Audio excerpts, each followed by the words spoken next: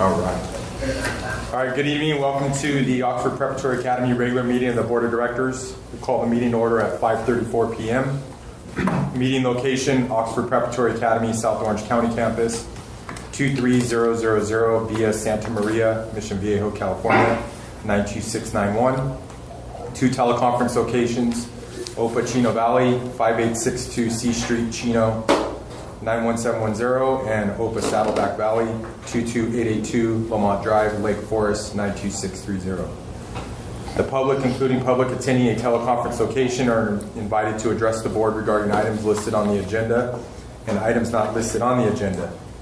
Comments on an agenda item will be accepted during consideration of that item or prior to consideration of the item in the case of a closed session item. Comments on non-agenda items can be made during the designated time on the agenda. Please turn your comment cards to the board secretary prior to the item you wish to speak on. Roll call. Stand by. Present. Mr. Diaz? Present. Ms. Adley? Present. Ms. Garner? Present. And Mr. Best is present. And if we cry approval for agenda for regular board meeting, it's recommended the Board of Directors approve the agenda for regular board meeting for February 7, 2017. Do I have a motion? I'll make a motion. Second? I'll second. And roll call. Ms. Tarver? Aye. Mr. Diaz? Aye. Ms. Adley? Aye. Ms. Garner? Aye. Mr. Bestie, aye. Public announcement for reason for closed session. There are 11 matters, 9 conference with legal counsel, anticipated litigation, Government Code Section 54956.9, subsection D, subsection 2 with 9 matters, and conference with legal counsel, anticipated litigation, Government Code Section 54956.9, subsection D, subsection 4, 2 matters. Public comments on closed session items. Remarks for closed session items shall be limited to no more than 3 minutes. Please turn in your comment card to the board secretary prior to this agenda item. Are there any comment cards? There are not. There are none. At this time, we'll be going into closed session at 5:38 p.m. We are back in open session at 7:17 p.m. Public report of action taken in closed session. The Oxford Preparatory Academy Board of Directors approved an agreement in closed session to engage the law firm of Theodora Oranger, PC, to pursue potential claims against Enlightened Learning Solutions. Next up, communications, comments from the board. We'll start with Mr. Diaz. Oh, I'm just glad to see that we're moving forward in that direction. Ms. Tarver. Yeah, I have to concur with this statement here. And Ms. Adley. I will concur. You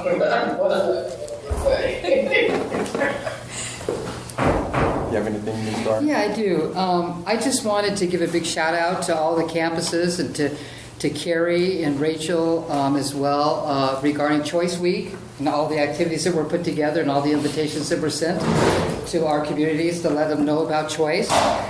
And Rachel, I really enjoyed her videos. I think she put them together, so that was great to see, especially the mob flash dance. That was great. And it's a good day for choice in America, right? We have a new education secretary today, confirmation. And so I think that school choice is going to take its rightful place in this country. And so I'm really excited about that. Very well said. Yes. And the only thing I have is I want to thank the SOC campus and staff. Got to come down here last Friday. Got a tour. And all the students and teachers were great. Appreciate it. And now comments from Mrs. Pasco.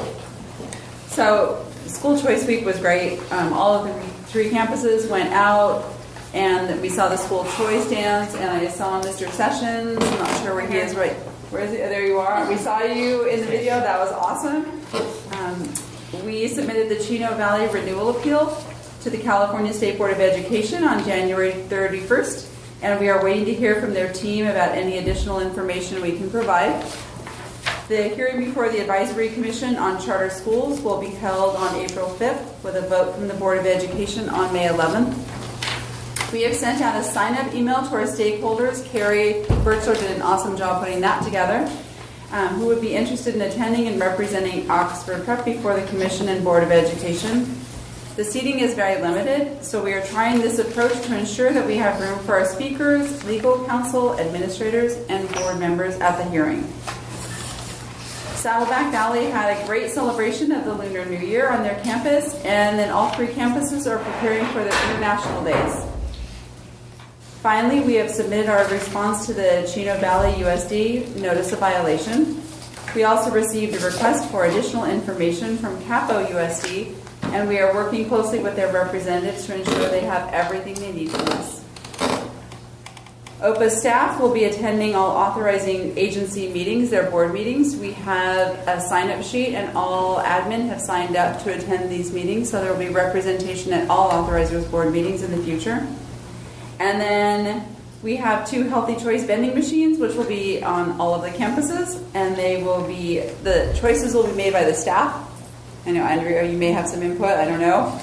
But all the choices will be made by staff and students. And the proceeds.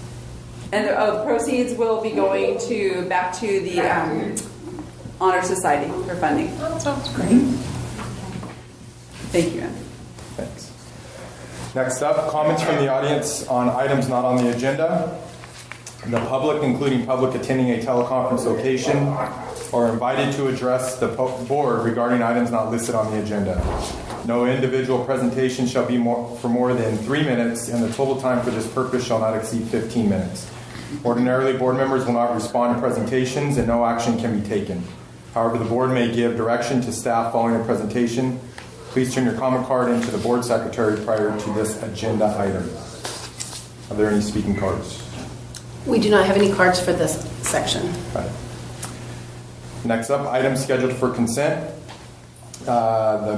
We need to approve the minutes for regular meeting on January 3rd, 2017, and special meetings on January 22nd, 2017, and January 24th, 2017. Can we do that all in one motion? Yes. I so move. A second? I will second. Second. And roll call. Mr. Diaz? Aye. Ms. Tarver? Aye. Ms. Adley? Aye. Ms. Garner? Aye. And Mr. Bessie, aye. Presentations. First up, we have Nick Sessions, Dean of South Orange County Campus Update.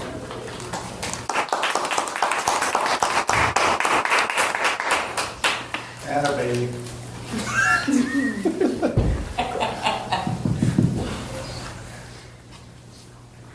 All right, well, thank you, board and guests, for being here tonight.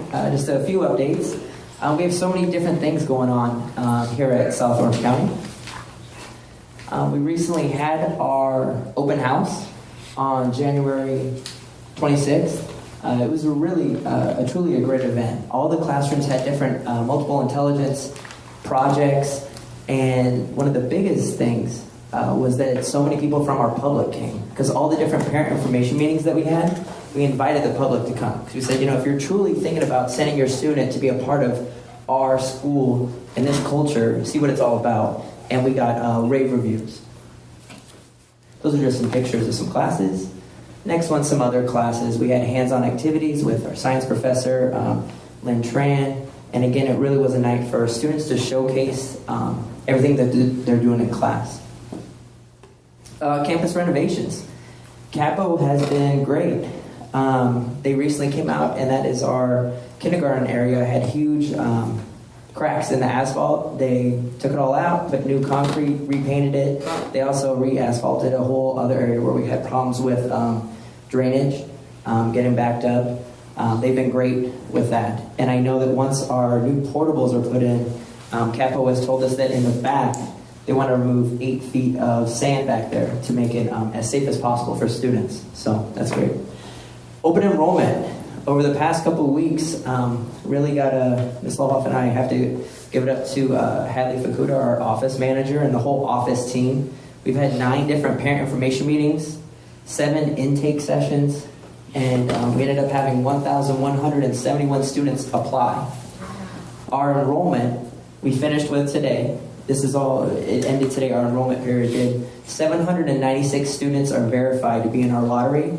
That does not include, though, we have 100 students who are TK that don't go through the formal lottery process. So altogether, 896 students who are hoping to become part of our OPA team and family.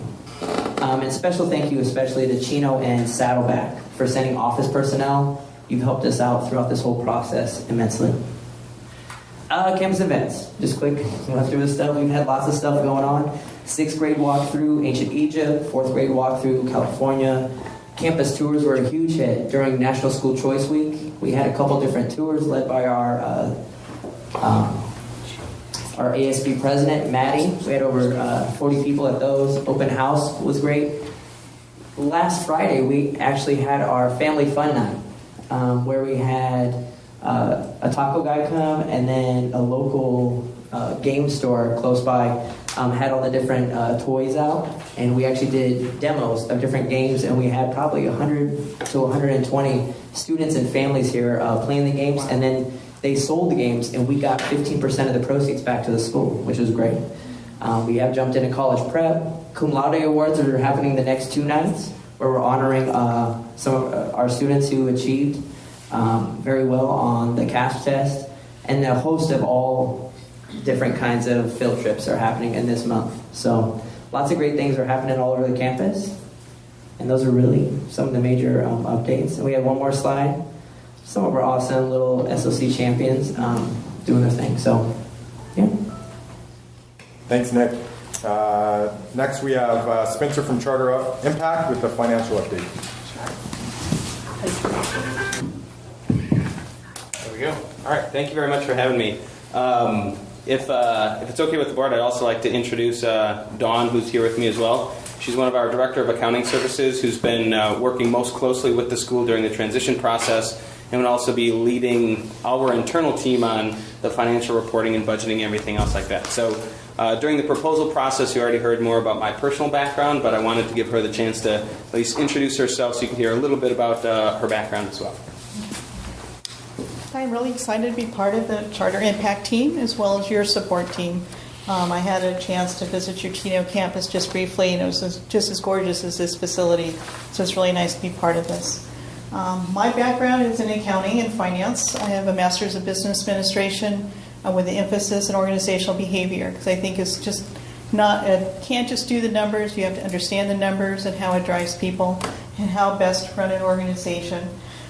So that's my educational background. My professional background is in corporations as well as in nonprofits. I've served as an assistant superintendent of business services for a K-12 unified school district, as well as the director of business services for the LACCD, the LA Community College District. So I kind of have a wide variety between corporate background and also educational and support.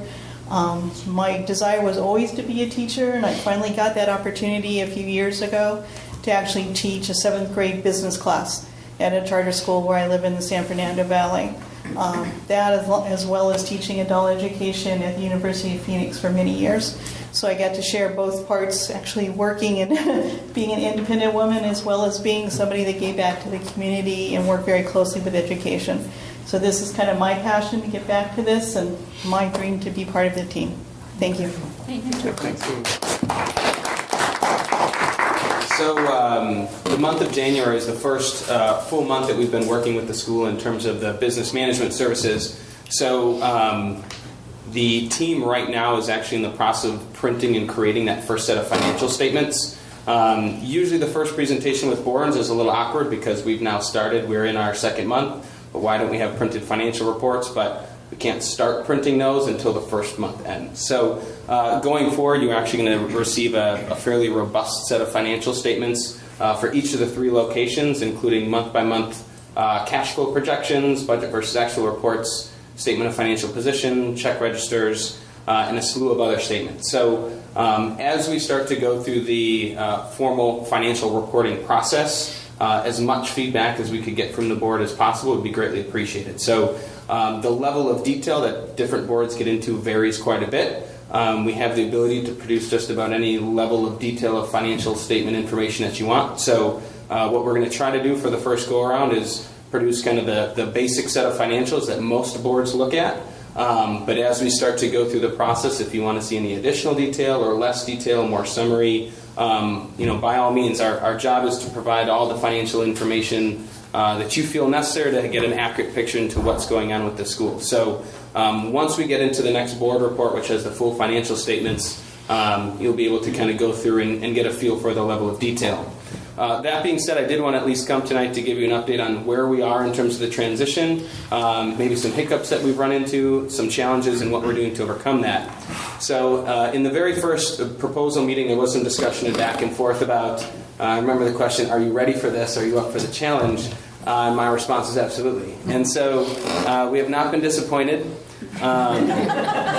If you recall, my background is actually in public accounting as an auditor, so for me it's just kind of fun putting a lot of the puzzle pieces back together. But essentially when we had started in January, there was a complete replacement of anyone with any kind of financial background or had touched the financial systems. And so rather than a more traditional transition where we have a set of standard historical data requests like a general ledger, trial balances, standard reports that just get printed out of the system, there was no one really who even necessarily knew how to access the accounting system or what the accounting system was. So there was a lot of that learning process going on. So Dawn, in addition to one of our accounting managers, actually spent a day out at the administrative site trying to figure out even where this data is located so that we could start accessing it.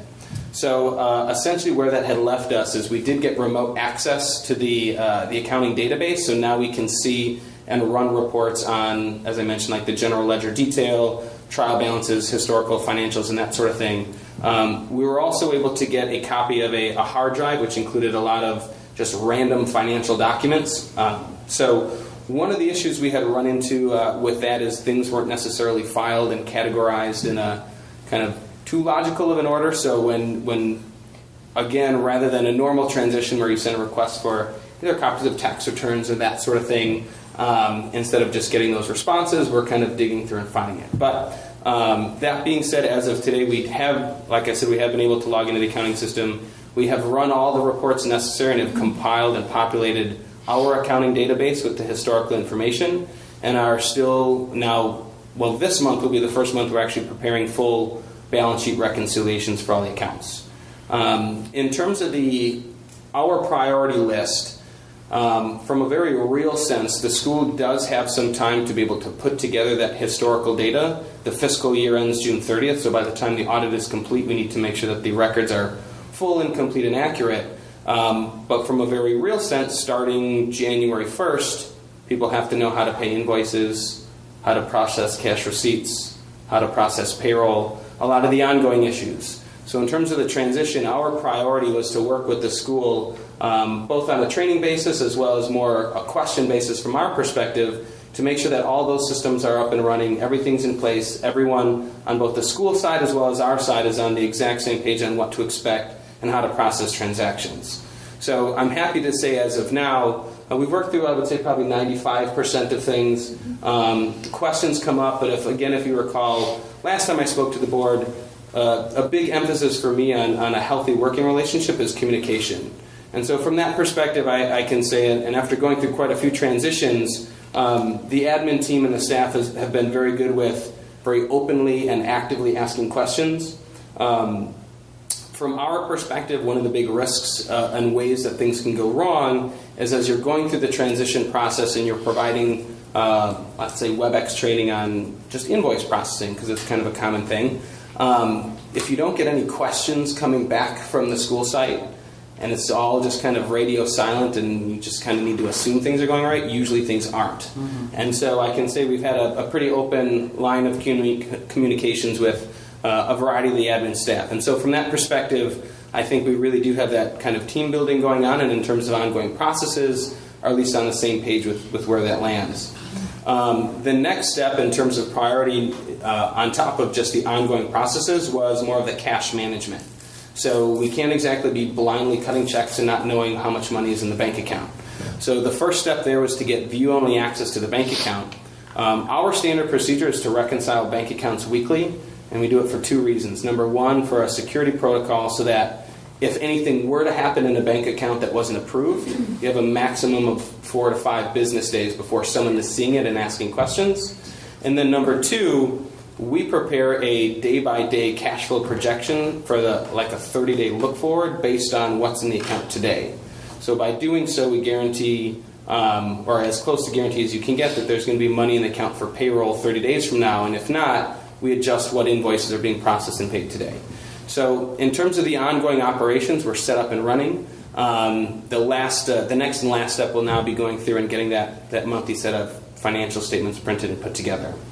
The only thing that I would add to that as well, it was, I believe, in December that the first interim reports were presented and approved to the board. We're already at time for second interim. So one of the first things, or the next things that we're going to do in addition to just the reconciling and printing of the financial statements is actually, you could think of it from the perspective of revising the budget and starting that whole process completely from scratch. So a lot of the files and the details that we were able to find didn't include a lot of backup in terms of the assumptions going into the budgets. So essentially it's going to be our team as well as administration going through all of the information we know as of today and doing basically a projection for the next 5 months, getting us till June 30th. And so including in next month's financial statements, which will also be the second interim report, is going to be essentially a brand new kind of operating budget / forecast to approve. And so to give you, the board as well, a benchmark and a frame of reference, we'll do a comparison to the prior interim report so you can see kind of by category what the differences were, and if there was anything major, we can talk about that. If everything's in line, you'll get the feeling that things are consistent with what historically had been presented.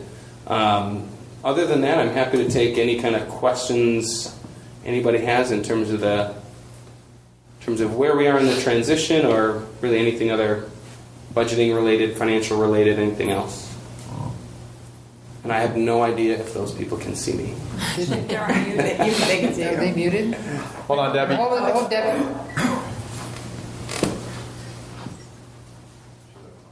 Oh. You ready? Yep. Yeah. Ready. Okay, you've answered. Can you hear me? Yep. Okay, you've answered quite a few questions that I kind of had ahead of time. But, in order for us to keep approving contracts and things like that, we need to know what our fixed rates are on a monthly basis right now, and we just need to know where we're standing. Absolutely. Because at this point, we're just out there.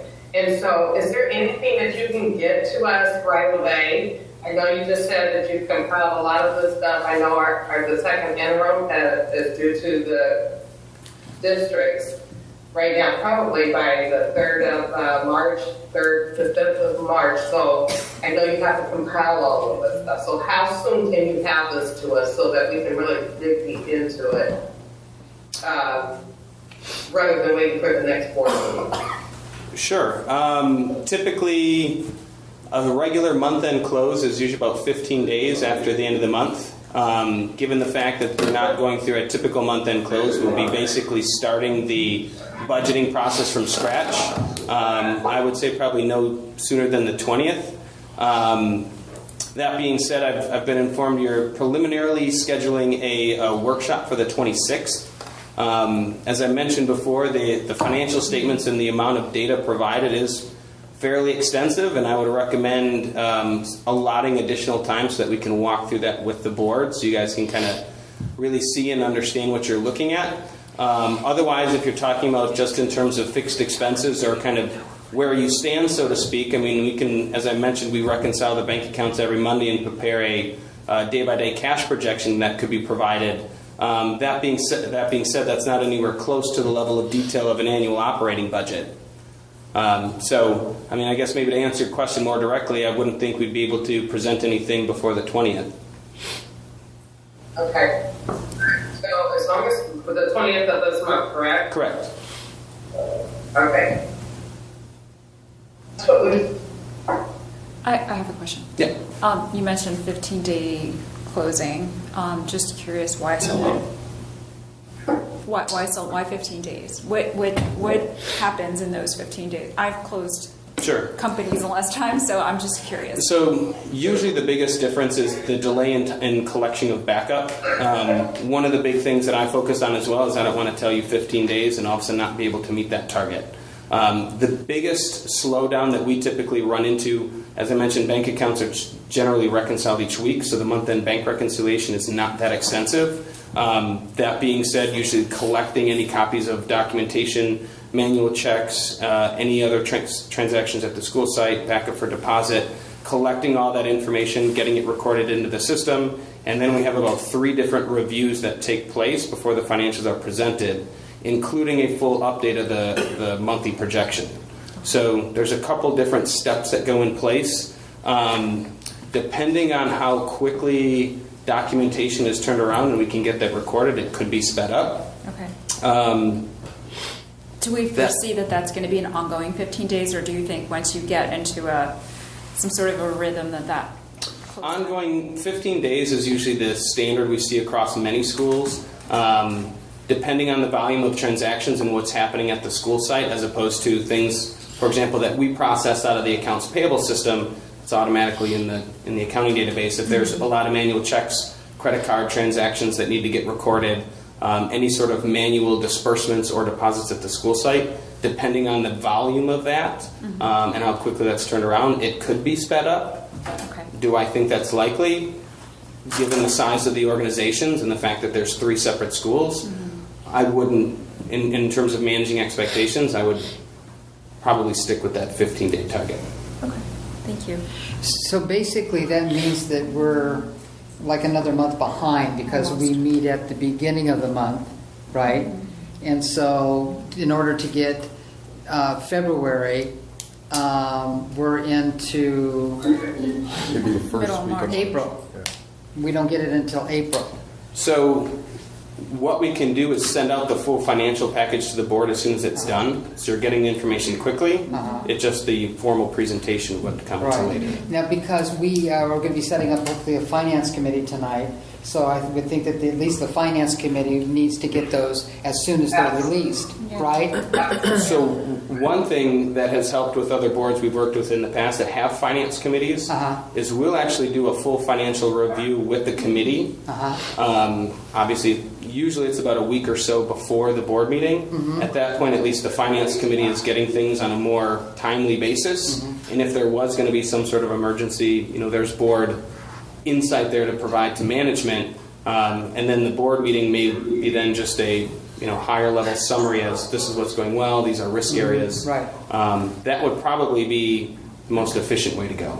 Yeah, I think so too. Otherwise, to give you perspective as well, in order to have the January financials done and out to the board in times for the Brown Act, we would have had to be closed by February 3rd. Right.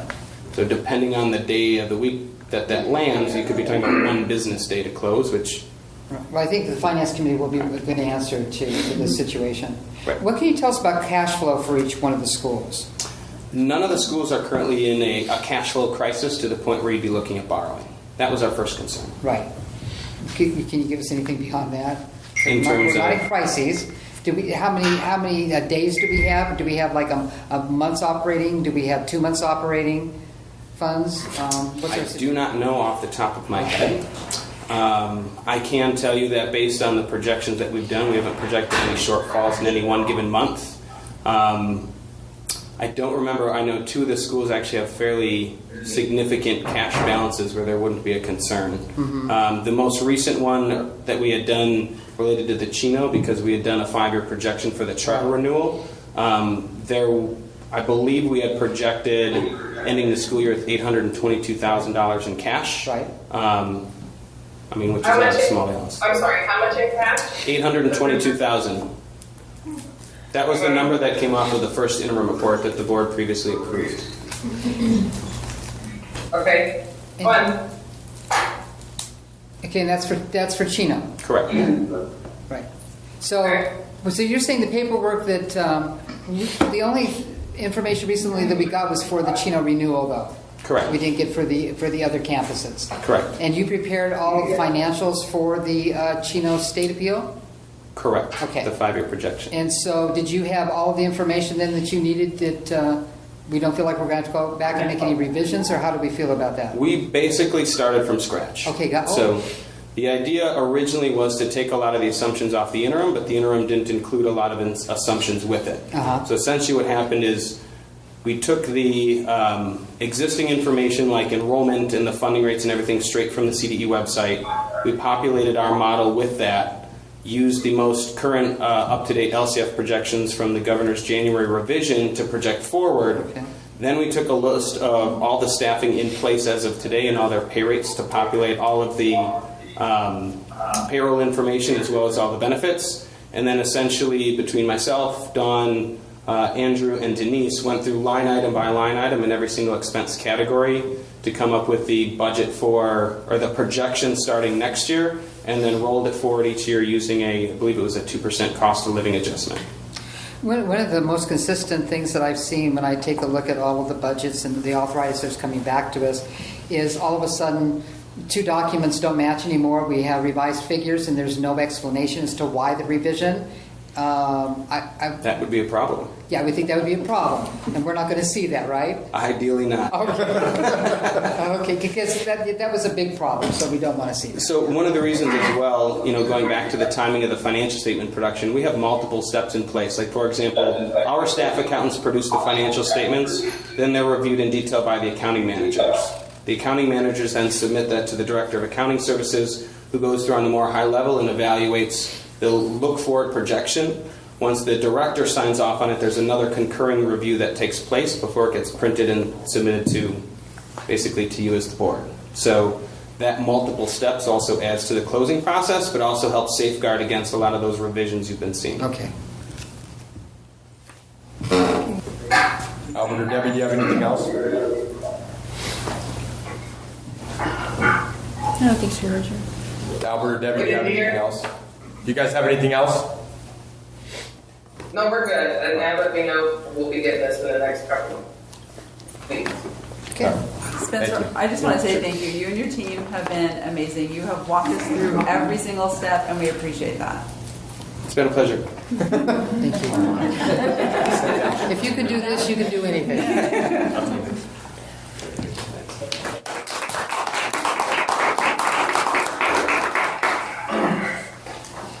All right, next up, items scheduled for discussion or action. First up, rescind the approval of interim executive director employment agreement approved on January 24th, 2017, meeting due to clerical error. Due to a clerical error, the board of directors approved at the January 24th, 2017 meeting an incorrect version of the employment agreement with Denise Pasco while she serves as the interim executive director. It's recommended the board of directors rescind the approval of the interim executive director employment agreement approved at January 24th, 2017 meeting due to a clerical error. Is there any discussion regarding this?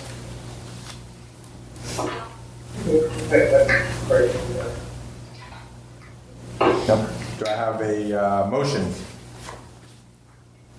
I so move. Second? I'll second. Roll call, Mr. Diaz. Aye. Ms. Tarver. Aye. Ms. Adley. Aye. Ms. Garner. Aye. Mr. Vesti, aye. Next up, the approval of employment agreement for the interim executive. You were only unemployed for a very short amount of time. That's right. 30 seconds or less. That's right. All right. So Denise Pasco was named the interim executive director of OPA on December 6, 2016, while the board actively searches for a permanent executive director replacement. The board of directors will consider approving an employment agreement with Denise Pasco while she serves as the interim executive director. Is there any discussion? Yes, I would like to call the board's attention to item 1, the last paragraph. I'm going to ask that the final sentence in paragraph 3 that we strike that. Let me read it. Such services do not. Okay, so the very first sentence that I would like to leave is the employee will not render services in person or by electronic means, paid or otherwise, for any other person or entity during contracted work hours with OPA. So, and I would like to strike the next sentence. Such services do not include conducting staff development, workshops, and service, or other trainings to others in promotion of OPA's education model, and the employee may receive compensation from others for such activities in addition to the compensation received from OPA. I have a concern about that.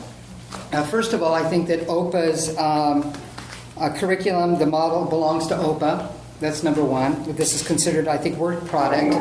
And if she was doing if anybody's doing in-services on our information, I think that if anybody's going to be compensated, it should be OPA.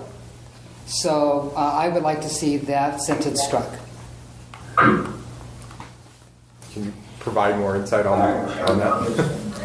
No, that information was brought from one of the previous agreements. Yep. It didn't have a legal significance, so I left it in. But Yep. So that was there for our previous contractors. Any further discussion? I didn't see the same thing she saw in the first part of the sentence, but in the second part, I had the same concerns. So I guess it would be recommended the Board of Directors approve the employment agreement for the interim executive director, striking the sentence, such services do not include conducting staff development workshops and services or other trainings to others in promotion of OPA's education model, and the employee may receive compensation from others for such activities in addition to the compensation received from OPA. Do I have a motion? I so move. A second? I second. Roll call. Mr. Diaz. Aye. Ms. Tarver. Aye. Ms. Adley. hi. Ms. Garner. Aye. Mr. Bessie, aye. Congratulations. Second time. I'm for you.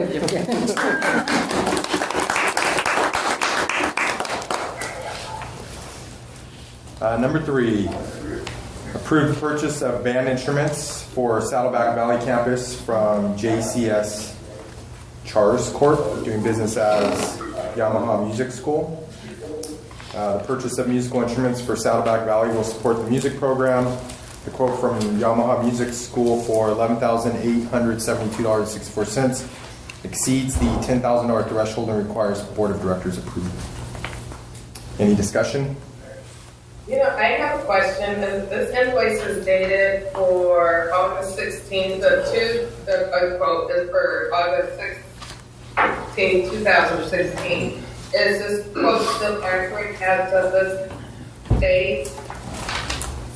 We've been in touch with the company, and they're willing to honor this contract, these prices. Okay. And is this instruments that they need for this school year, or is this for the new school, the new school year? This is for this school year. Somehow the quote never got through where it was supposed to go, and we found this and are pushing it through now. Okay.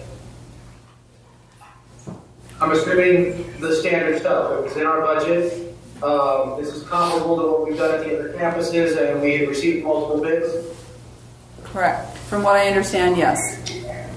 Can you give me a little history on this, since I'm not familiar with this because of the band program? So the children don't buy instruments. We buy certain instruments and supply. Can you just give me a little bit of background on that? So the students have the opportunity to purchase their own instruments, but if they can't afford it, then we have instruments that we provide for the students. So basically, because I see like we have 7 clarinets, so are we saying that typically that's the number that we need, or this is our research has determined that this is what we need for this campus in each one of those categories? According to their music teacher, this is what they need on that campus. Okay. And going back to Spencer, for this particular campus, we didn't see a cash flow problem. This is one of the ones that you said were good. Correct. And this was in the budget already in the budget? This year. The instruments, these are all used instruments. So have we gone out to other vendors to see the cost? Because I'm looking at, just for the sax, because we buy instruments too, but ours are new. We buy it at the new cost, and so I'm just looking, Is that a comparable number compared to new for these types of equipment? So we received bids from multiple companies with a complete brand new set for the entire class, a complete used set for the entire class, and then 2 other quotes for half of a classroom set. So roughly 16 instruments, both new and used, and the Yamaha quote for the used equipment was well within our budget and was a lot less than the other vendors. And so that was the decision to go with the used equipment from Yamaha. Is this company the one that all 3 campuses use? Correct.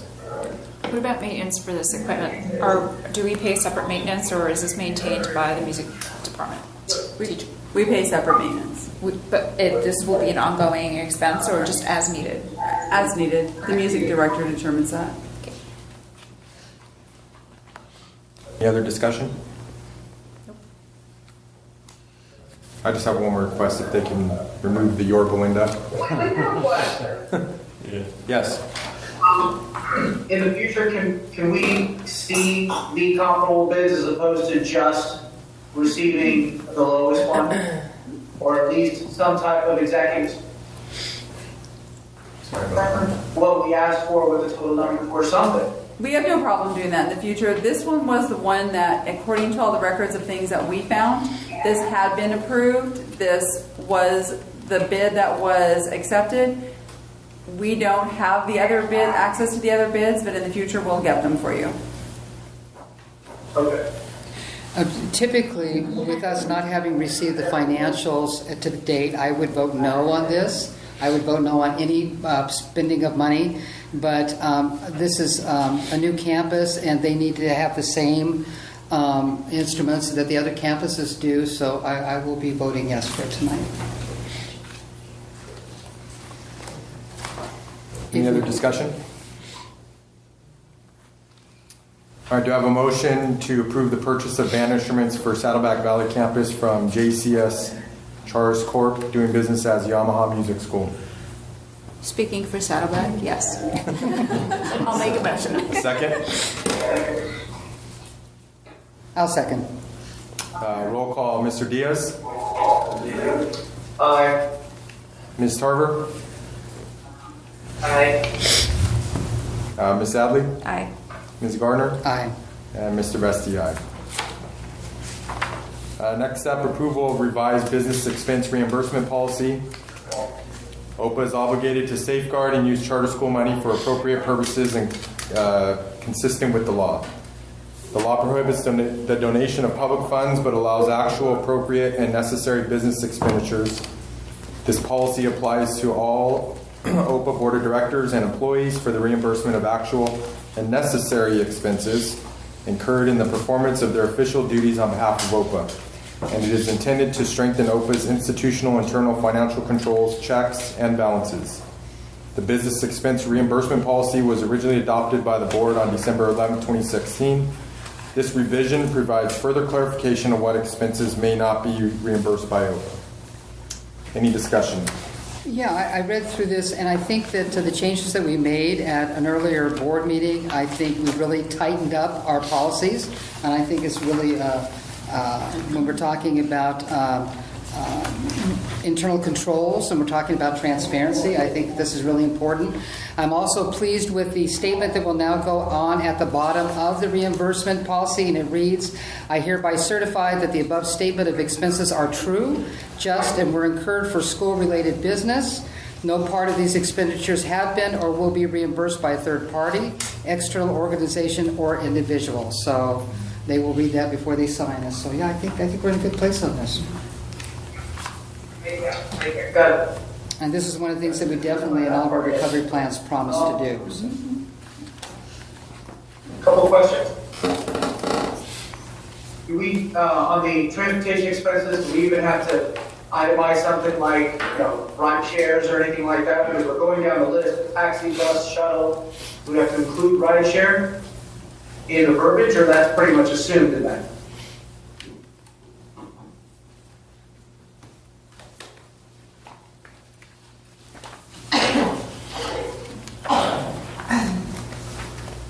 Are you referring to a specific passage, and if so, where is it? On page 7, I think item B.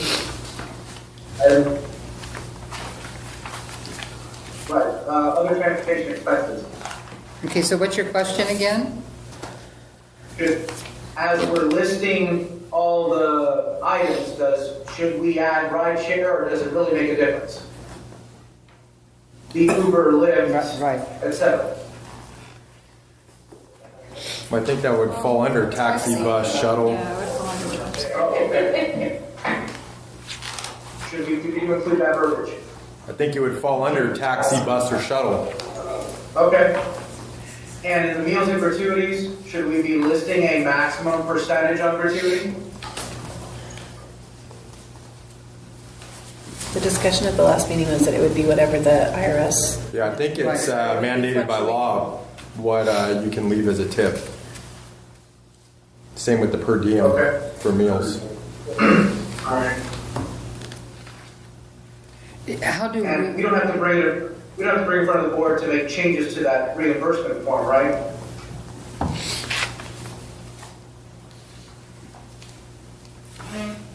you mean other than the ones that we've already made? Right. Just minor changes or suggestions? Do you have a suggestion? Or are you talking about future? I was talking about, well, one of the things that I would think if I was filling this out is just adjusting the line spacings, the layout, making it easier to actually for somebody to fill it out. But if that's just administrative, then that can wait. I mean, it doesn't matter. As long as we don't have to bring it back in front. If we're only going to adjust the lines, the spacing, etc., so just the format, this is a charter impact form. We just made an accommodation to. So I'm sure we can change the layout of it.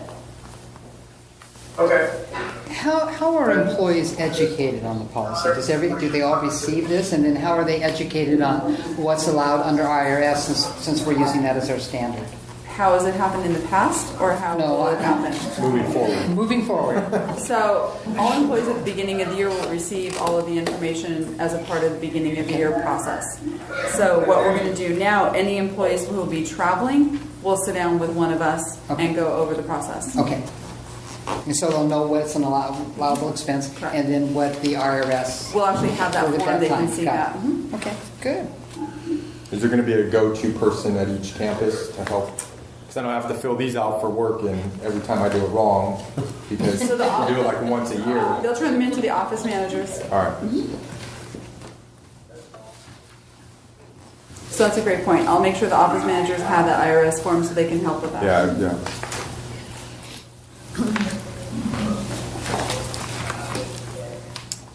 Any other discussion? Nope. All right, so it is recommended the Board of Directors approve the revised business expense reimbursement policy. Do I have a motion? I'll make a motion. Second? I'll second. Roll call, Mr. Diaz? Aye. Ms. Tarver? Aye. Ms. Adley? Aye. Ms. Garner? Aye. And Mr. Vesti, aye. All right, next up, formation of Board of Directors Finance Committee. Before we go over this, I can't thank Sandra Garner enough for coming up with this idea. I think moving forward for a board perspective, it'll keep us on task and continuing to move forward to the point that we need to be at. So, pursuant to Oxford Preparatory Academy's 7th Amendment Bylaws, Article 7, Section 23, the board may create one or more committees of the board, each consisting of 2 or more directors and no one who is not a director to serve at the pleasure of the board. Appointments to committees of the board of directors shall be by a majority vote of the authorized number of directors. Is there any discussion? Well, I'm really excited about this. I think this is an important first step in our oversight responsibilities. And as you can see with Charter Impact tonight, that our finance committee, we need you to go to work already. I think this is a first step to creating an exemplary organization where our operational standards and governance match our academic excellence. I guess you could say the kids are ahead of us. They're excellent and we want to catch up. So we want to be the model out there. We want to be the organization that other schools come to and say, well, they're doing it right. Let's go talk to them and we can learn from them. So that's where we're going, everyone. And this is actually the first step from our study session. So this is one of the things we decided we wanted to do. So we're moving. I do have a couple comments from a legal perspective. One is that as a standing committee, this will be subject to the Brown Act? Yes. Okay. Thank you. So the first was that as a standing committee, this will be subject to the Brown Act, which you acknowledge. Also, it might be helpful to articulate what the purpose of the committee is, both for this number 5 and number 6, just so there can be a specific definition as to what the committee is designed to do. Yeah. And so the Finance Committee job description, the purpose of this committee is to provide board oversight of school finances, ensure accurate and comprehensive financial reporting to the board, and raise strategic financial issues for board discussion. Background, committees allow the board to be more efficient and effective. By appointing members who have specific expertise, it will allow for more in-depth discussions and analysis, which will result in well-informed recommendations that will come back to the full board for a vote. Membership. OPA's bylaws permit the board to create committees of the board, each consisting of 2 or more directors and no one who is not a director to serve at the pleasure of the board. The treasurer of the board will serve as the chair of the finance committee. A minimum of 1 additional board member will be appointed to the committee by the board chair with the advice and consent of the board. Some responsibilities. The finance committee is tasked with the following responsibilities: provide recommendations to ensure appropriate financial policies and procedures are in place, work closely with staff on financial issues and fiscal oversight, develop budget goals, and monitor to ensure they are met. Ensure the annual budget is prepared in a timely manner, as well as review and recommend to the board approval of the annual budget. Review monthly financial statements and present them to the board for discussion at the board's regularly scheduled board meetings. Work directly with the executive director to recommend the selection of an auditor and meet with the auditor prior to full board audit review and approval.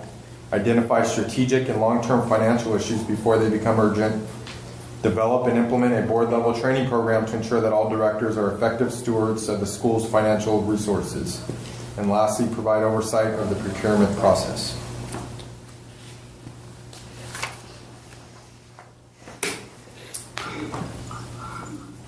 So do I have nominations for the Board of Directors Finance Committee? Well, you're actually going to appoint them, and we will advise and consider. Yeah, you're the guy. You're the man. I need my gavel. Let me get it. So I would appoint Naveen Adley and Deborah Tarver. Do I have a motion? I so move. Second? Second. And roll call. Mr. Diaz? Aye. Ms. Tarver? Aye. Ms. Adley? That was reluctant. Aye. Ms. Garner? Aye. And Mr. Resty, aye. And who will be the chair? And, Ms. Adley will be the chair of this Finance Committee. Congratulations. We're going to be talking. He's your man. He is my man. Next up, formation of Board of Directors Governance Committee. Pursuant to Oxford Preparatory Academy's 7th Amendment Bylaws, Article 7, Section 23, the board may create 1 or more committees of the board, each consisting of 2 or more directors, and no one who is not a director to serve at the pleasure of the board. Appointments to the committees of the Board of Directors shall be by a majority vote of the authorized number of directors. So I'll go over the Governance Committee job description. The purpose of this committee is to ensure the Board of Directors has all of the tools it needs to govern effectively. Committees allow the board to be more efficient and effective by appointing members who have specific expertise to allow for more in-depth discussion, analysis, which will result in well-informed recommendations that will come back to the full board for a vote. The responsibilities, the governance committee is tasked with the following responsibilities: provide leadership on board education, propose annual board goals and monitor board progress, create a short and long-term board recruitment strategy, nominate and orientate new board members, review and recommend changes to the bylaws as needed, recommend and nominate advisory committee members, both ad hoc and standing committees, develop and revise a board member handbook outlining the responsibilities of the board and board members, board policies, and other relevant information. Annually coordinate an evaluation of the full board and individual directors. Regularly evaluate the effectiveness of board meetings and make recommendations for improvement to the chair and the full board as needed. Plan board workshops and the annual board retreat. So, for the governance board, I'd like to appoint Sandra Gardner as the chair and Albert Diaz also on the committee. Do I have a motion? I'll make a motion. A second? Second. And roll call. Mr. Diaz? Aye. Ms. Tarver? Aye. Ms. Adley? Aye. Ms. Gardner? Aye. And Mr. Resti? Aye. Congratulations.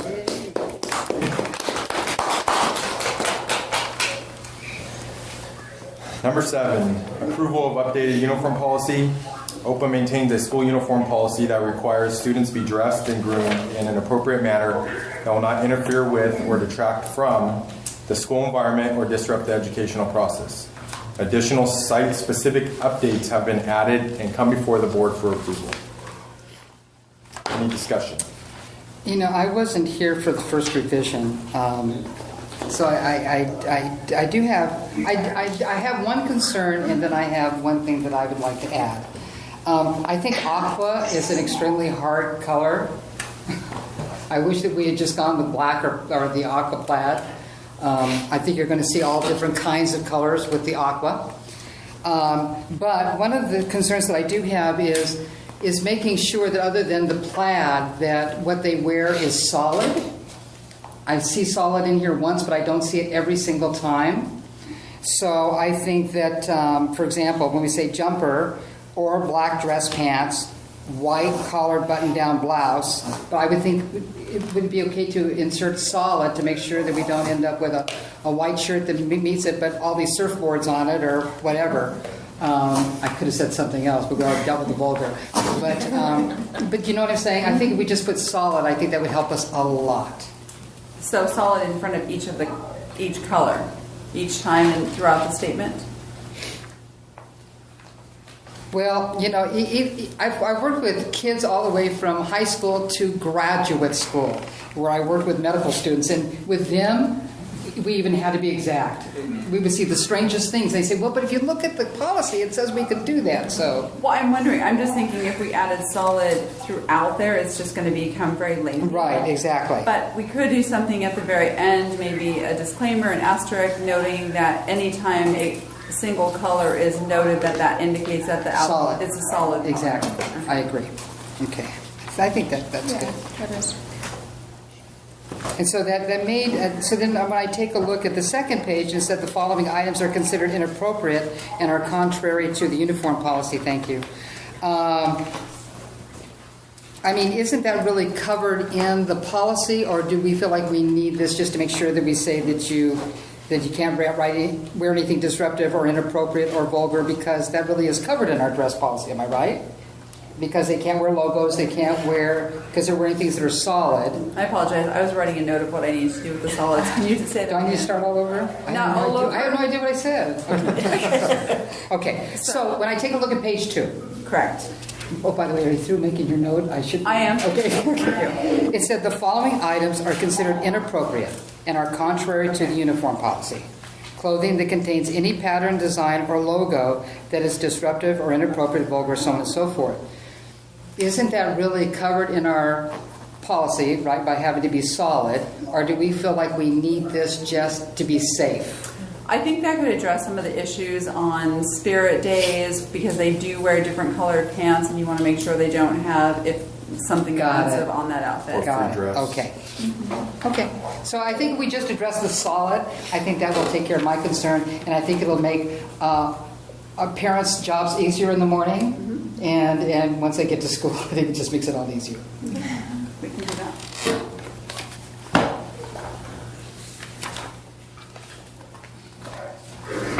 Do we have parent committees that these things actually go through when it comes to things like uniform policies? We have not had that in the past, no.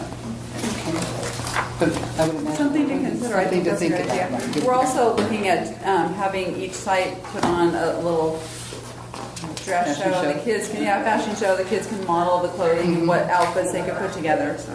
Okay. Thank you.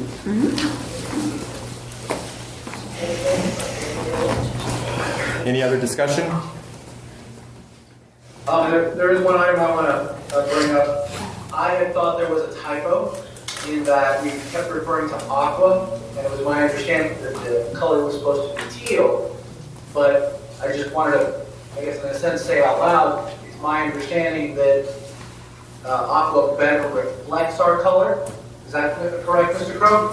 That is correct, and the teal that was referenced in the previous uniform policy had been referenced strictly to the OPA teal from one specific vendor, so that was why the change was made from teal to aqua. Thank you. Are you the resident expert on aqua? I can't. I'm not. Again, I think that's tough. I think black would have been so much easier. Aqua's tough.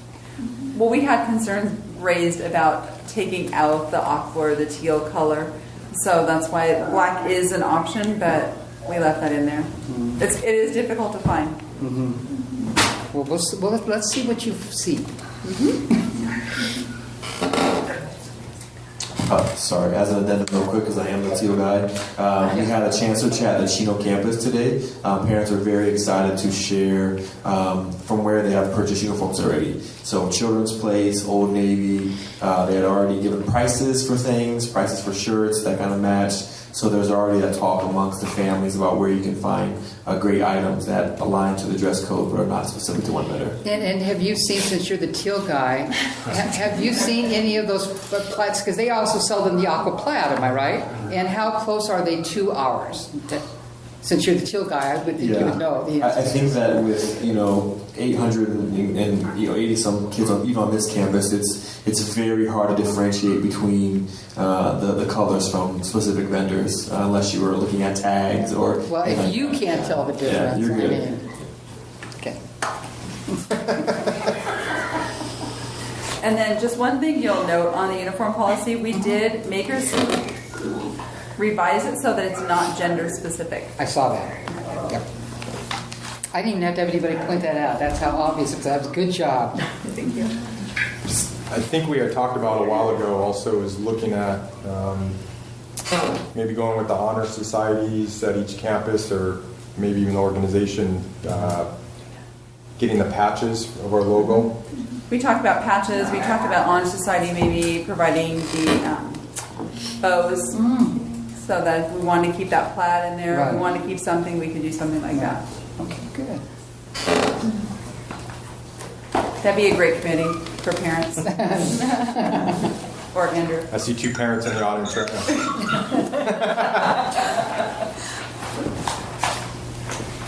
Any other discussion? No?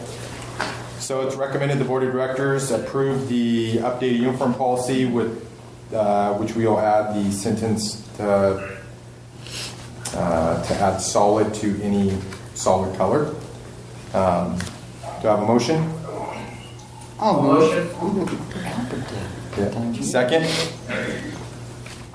Second. Roll call. Mr. Diaz? Aye. Mrs. Tarver? Aye. Ms. Adley? Hi. Ms. Garner? aye.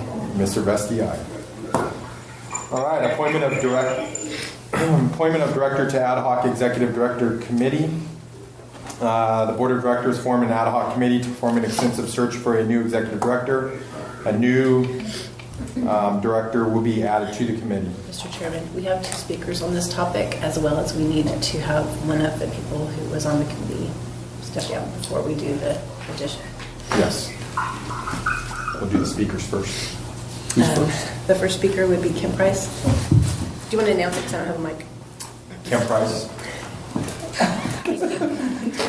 Come on down. Hi. So I'm just going to speak from the heart. I really appreciate the fact that we're being transparent with this committee to find a new executive director. I think it's critical for us to make sure that we pool all the candidates we can.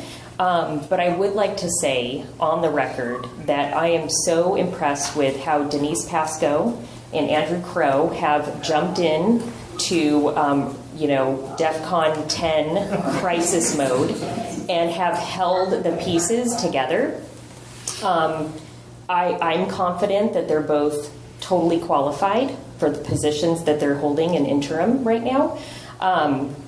We appreciate all of the extra time that they've put into the schools, and I would just like to make sure that we keep that in mind when we're looking for candidates. And I'm confident that even if you do bring in the most exceptional candidates, I think that Denise Pascoe will still be the shining star. So.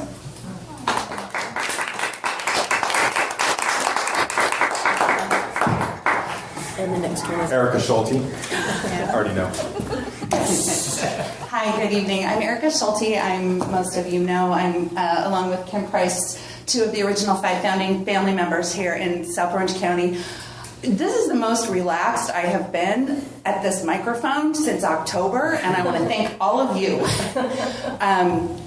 In all seriousness, Ms. Garner, this is the first meeting I've been at that you have been on our board. I am so just impressed and delighted, and you are clearly a wonderful addition to our leadership, as is Ms. Tarver. Thank you from the bottom of our hearts. Having outside leadership come in and reaffirm what we all know about this great program is so important, and having you ask the hard questions and really embrace the transparency that we all have asked for as parents is just, my heart sings, so thank you. Speaking of my heart singing, 2 people that have stepped up and with the full support of, I'm sure, the parent community is Ms. Pascoe and Mr. Crow. I can't imagine more difficult circumstances, and I can't imagine anyone stepping in and doing a better job than they have done. From a position of appearances, optics, politics, it's critical that we do have a committee and that we do a comprehensive search. I have no doubt in my mind that Mr. Crow and Ms. Pascoe will rise to the top of that, of those results.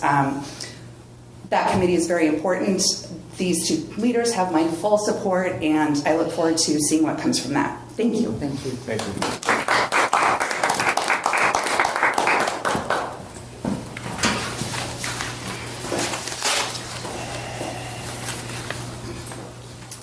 So prior to the appointment, we will need one of the committee members to step down.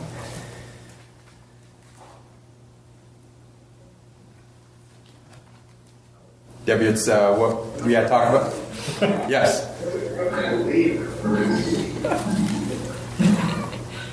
Okay, I will step down. Right. So at this time, I'd like to nominate Sandra Gardner to take Ms. Tarver's place to serve on the Ad Hoc Executive Director Search Committee. Do I have a motion? I'll make a motion. A second? We'll both motion. Who was the second? All right. I'll second. Roll call. Mr. Diaz? Aye. Ms. Tarver? Aye. Ms. Adley? Aye. Ms. Garner? Not sure. You don't have a choice. It's already 3. Yeah. Okay. I voted.